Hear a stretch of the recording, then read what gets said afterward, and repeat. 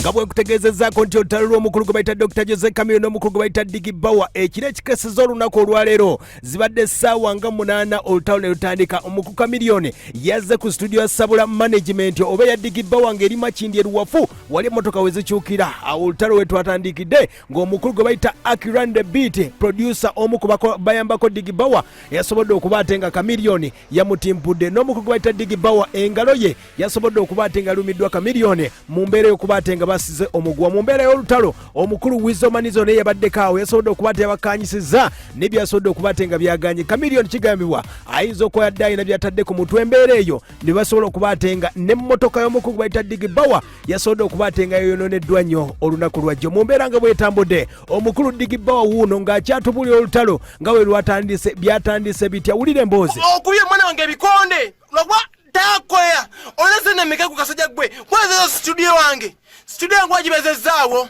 ojosirika olugalo wange olukoze olwasizza olika kendi tukulinze eriwafu kasajja kuja nya odde eriwafu gwabeza studio yange nkwede nyimba nengo ojo tuvuma netusirika ojo okola olimba ovuma vumi muntu gwankola kasajja gwa kabika Chameleon oyo odi meya ina mpisembi okuba abantu ovuma abantu gwa meya tukulinze eriwafu n'ekyalo nze Baur ugenda kochobo mumotoka bwammwe buladi atubulidde ne ku kyemmotoka ey'omukyala gwe bayita Achawu ya Wiru yamukolera akayimba n'atasasula Chameleon. Wulira Chameleon meka gyofunira emmotoka bakwampe omukazi ali Sudani nakolimba bita achayiwi wampa sente meka gyofunira emmotoka ya beyi sente meka nze wampa sente meka sajja gwa kabi oli ivo nnyo muze. Tukyagenda mu maaso olutalo lwa Dr. Jose Chameleon n'omukulu gwe bayita Baur gwe kutegeezaako ono yamukoledde ennyimba ezisinga okutrendinga mu Uganda. Baur yazifulumiza gamba nti Sala Puleso lwa King Saha akomererwe Palaso baliwo olwa Chameleon olumu kuzisinga okuba ate nga zitambula. Chameleon teyamutidde yagambye nti kankutimpule ayaya oleme kuddamu ng'okubira abalala.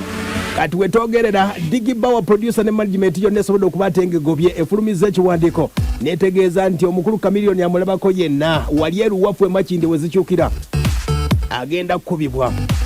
Tukyagenda mu maaso omukulu Baur akyatubuulira agamba nti Chameleon olw'ejjoogo ly'ayina yagoba n'abantu gye buvuddeko agoba omukyala gwe bayita Alima Namakula ayina akayimba kabadde akolebwa Baur. Chameleon yali ayagala kuyimba n'asanga Alima Namakula n'amufulumya. Anison Baliru n'amukaaba bibye.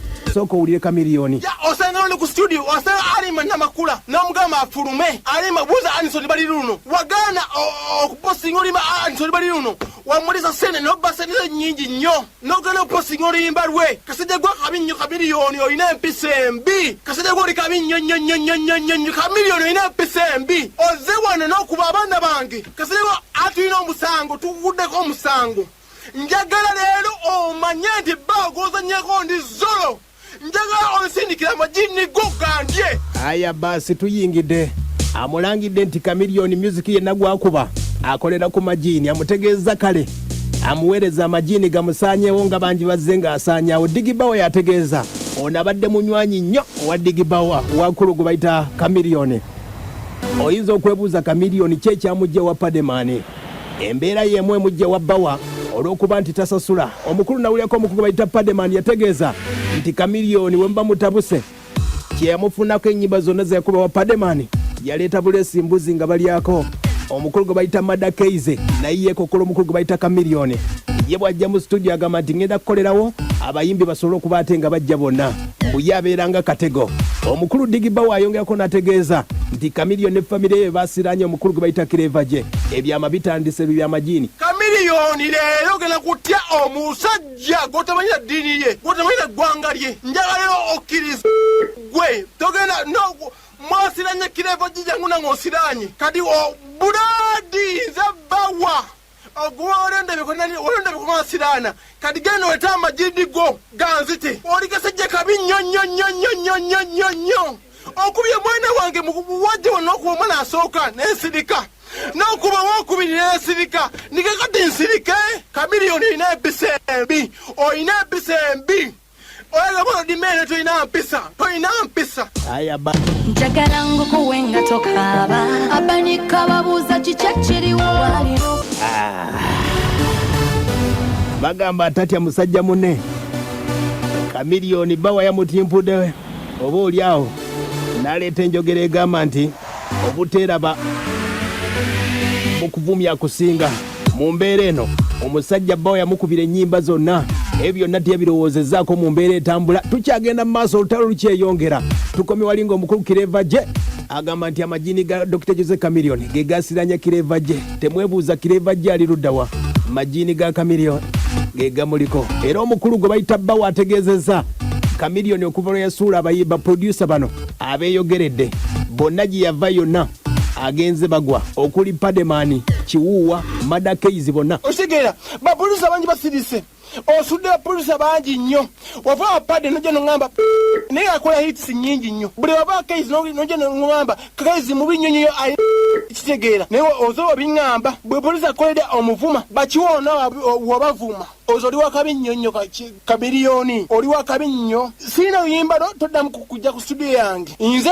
Baur kati nyaleero oba olina ebijini bijasa ku ddiiro lyange aya basi embeera nga weetambuliddewo omukulu gwe bayita Baur agambye ennyimba zonna omukulu Chameleon z'abadde akola zonna ziyiye era agenda ziwa Viola Nakitenda aziyimba Chameleon talinayo kakwate n'akamu era ekiwandiiko kiise era we twogera bagenze ku poliisi y'e Katwe okuba ate nga baggulawo omusango baguddewo era nga file number eri SD 09070722 nga Joseph Mayanja bamuguddeko ku poliisi y'e Katwe era ng'omukulu gwe bayita Akram oba Kalega Akram yasobodde okuba ate nga eyatimpuddwa ulire yatimpuddwa uno nga mbuulira akyanyiga biwundu bya Chameleon ono Chameleon yakuba oba oliawo beebuuza anaafuuka Lord Mayor agenda kufuganya Erias Lukwago waliwo Lagadi oba oliawo ne bagamba nti oba omuyimbi tuleetewo Munnakatemba Lagadi Chameleon yalumye Baur olugalo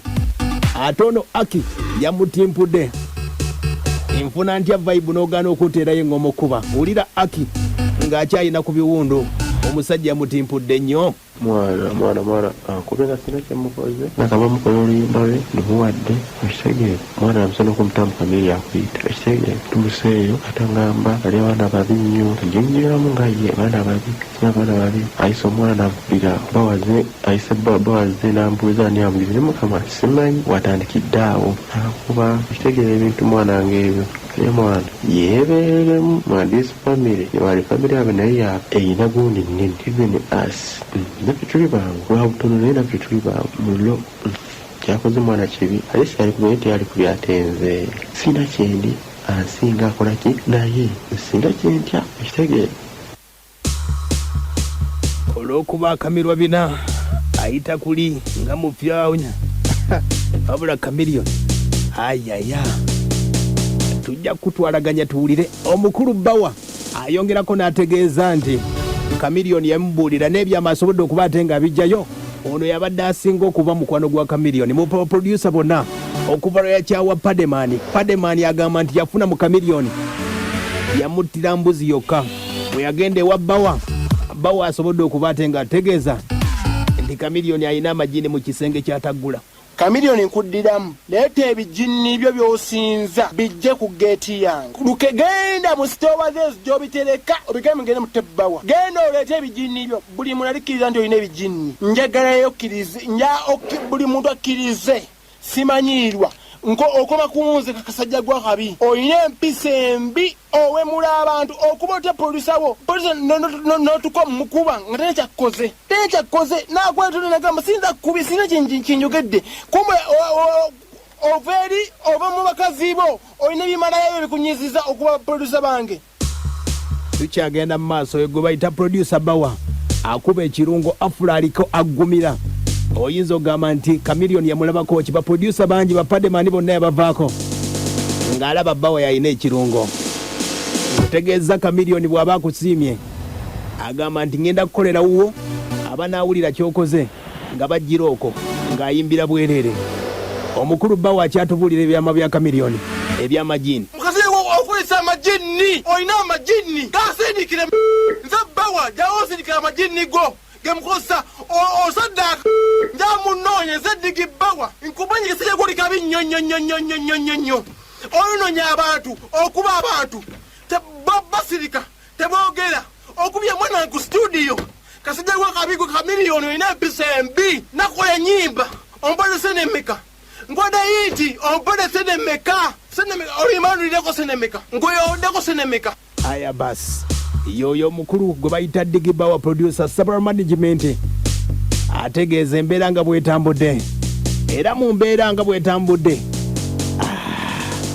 mbonera ndi lodi wa Digi Baur Chameleon yamweta mwadda era buli wabadde ajjawo ng'amugamba nti ngenda kugoba mu nnyumba era afunye omukisa okugoba Chameleon olw'embeera yaguddewo. Landlord wange yakowa dda landlord wange yakowa dda Chameleon ozodi wa kabi tofula muntu wa kabi gwe bula tusofula muntu wa kabi bwe producer wa kabi tetafulewa kuba gwe tudda mukule ku studio yange Chameleon nkugwe ku studio yange tudda ku studio yange sigwa nkoze sigwa makinze tudda ku studio yange kasajja gwa kabi mullo oyakukiriza nti Baur yani gwe aya basi yayongeddeko n'agamba nti Baur waba afudde byonna babiteeke Chameleon olw'embeera mbu akakasa nti ayina amajini era bagaba gamututte ekiro kya leero poliisi etandikira Chameleon okuba ate nga era omukulu Baur akubidde omukulu Mutima n'amutegeeza ebibaddewo byonna wuuno Baur ng'akubira maneja we gwe bayita Mutima Robert Nkuke kiriwo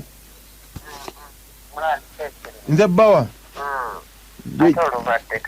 Andi Chameleon ze mugobe ku studio tadda Chameleon akubye producer wange Aki nga sina kyemukoze tatana kyamukoze Chameleon uliyaje nakwa kiranti wange namukuba ebikono namugoba kiranti wange nanyiga okitegeera bonna kwajja atyanga studio kali Mutima nze ndi musiru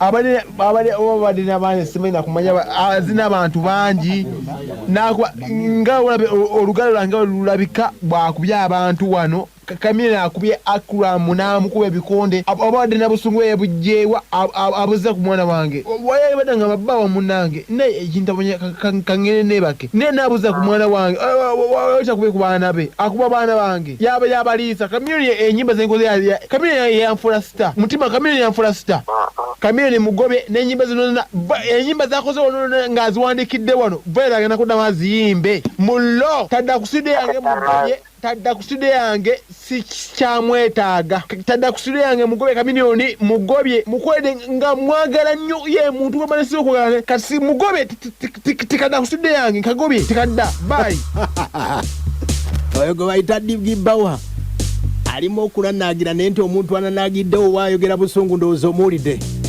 ebigambo bibadde bivaayo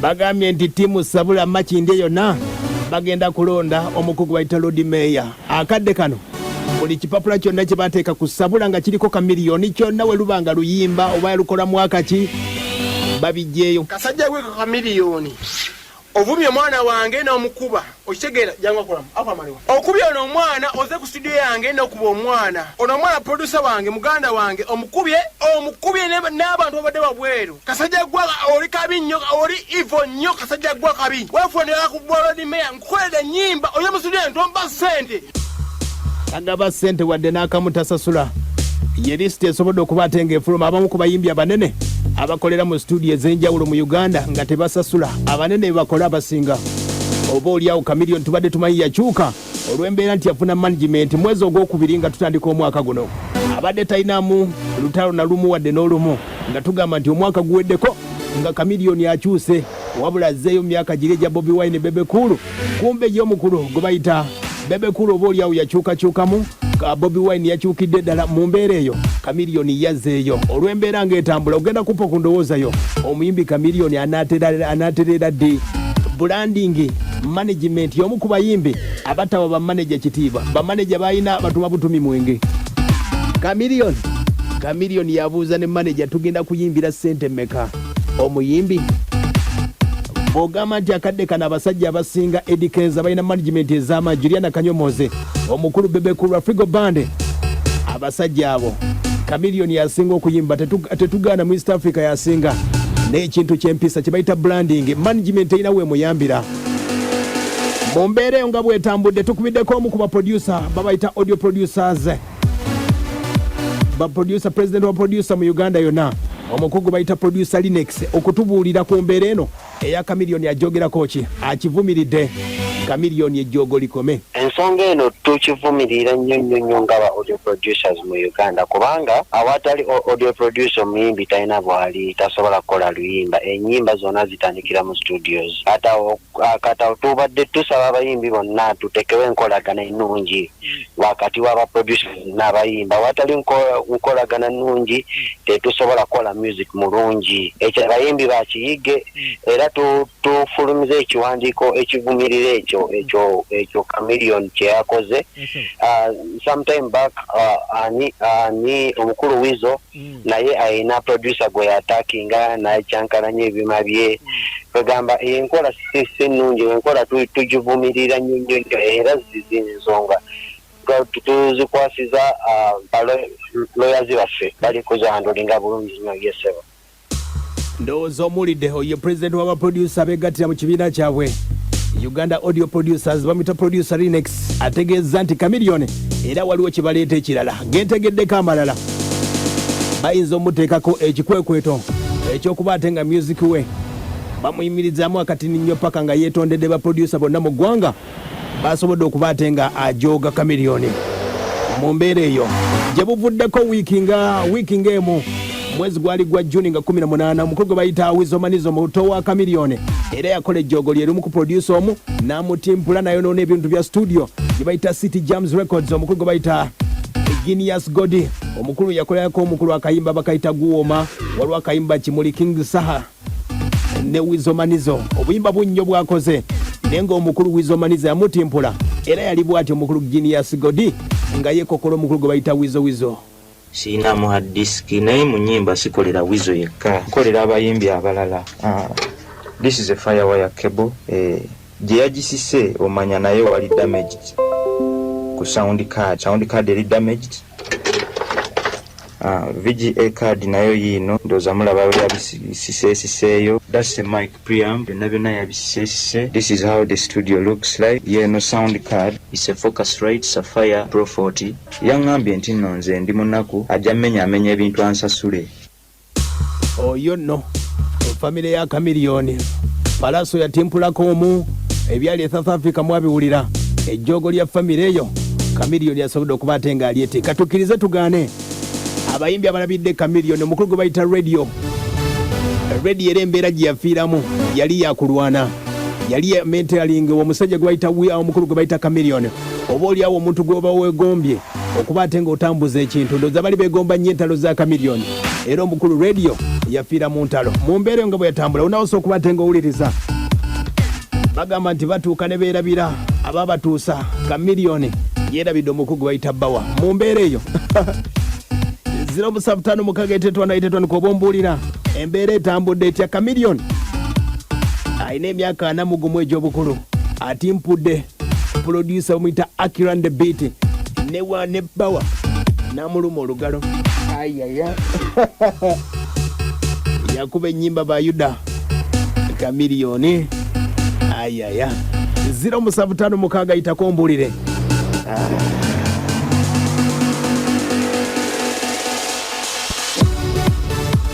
Sebo abaleke bali tuwereza mkanwa Sebo bali kweli kale anamzika sasa kumalo kwetu nange ndi kusaidia abasaji nyimba ze basaji atoke bazisibe kubanga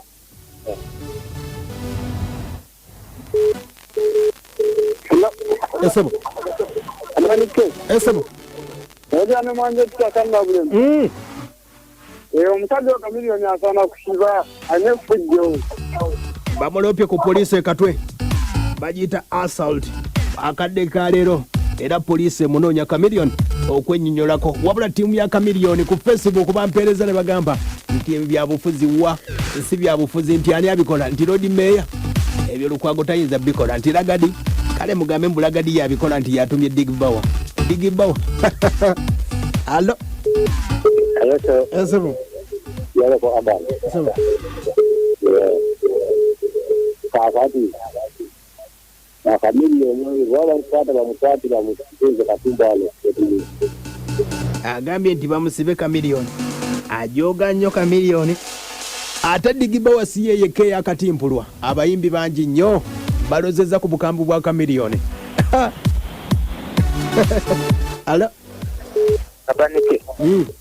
Wale kueleza. Kale. Okirikana itakatuna ule bezi takuri. Obutufu Chameleon ejogoli sose. Yakakana nasevwamu. Na kaka nejogoli yayi. Abantu abawe ekitiibwa. Omulimu bakutuukira wanjaawo. Tengoza latu omwana. Ebyo tabimanyi nanti agenda mbwa Lord Mayor. Sebo. Abantu. Wale tueleza mganda wangu. Kale. Ileja vira ndiwa nilwamba kabuko. Ne abani okimanyi bulijjo obagamba ne nadala banda masaka ba. Ngabire n'empisa. Kati yoyo musajja akulata ina mpisa yakobola tebinza muggwamu. Webale tueleza. Webale kuwuliriza. Oyinza okugamba nti abayimbi Diamond Platinum muyimbi okuyimba tamanyi nnyo naye ye brandinga bulungi Chameleon.